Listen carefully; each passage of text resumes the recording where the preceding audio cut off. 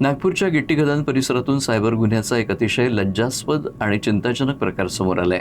20 वर्षीय महाविद्यालयीन विद्यार्थिनीच्या वैयक्तिक आणि अधिकृत महाविद्यालयीन ईमेलवर मॉर्फ केलेले नग्न फोटो आणि व्हिडिओ पाठवून तिची बदनामी करण्याचा प्रयत्न करण्यात आलाय।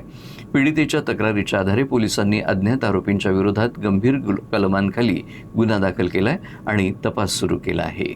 ही घटना गिट्टीखदान पोलीस स्टेशन हद्दीतील आहे। एका 20 वर्षीय विद्यार्थिनीने पोलिसात तक्रार दाखल केली होती। तक्रारीनुसार 6 फेब्रुवारी ते 15 फेब्रुवारी दरम्यान एका अज्ञात सायबर गुन्हेगारानं तिच्या वैयक्तिक ईमेल आणि अधिकृत महाविद्यालयीन ईमेलवर अश्लील मेसेज पाठवले।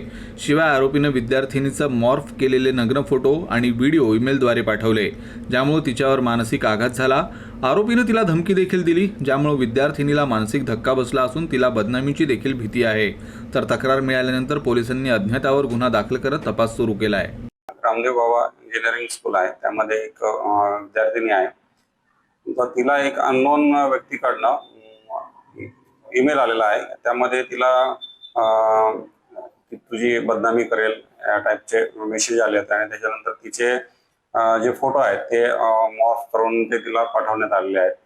अशी तक्रार प्राप्त झाल्या आम्ही IT ऍक्ट नुसार गुन्हा दाखल केलेला आहे आणि सायबरच्या मदतीने आम्ही आरोपीचा शोध घेऊन पुढील कारवाई करत आहोत। प्राथमिक चौकशीमध्ये ते एकमेकाला ओळखत असावे असं समोर आलेलं आहे आणि त्या प्रकारे आपण तपास पुढे सुरू केलेला आहे।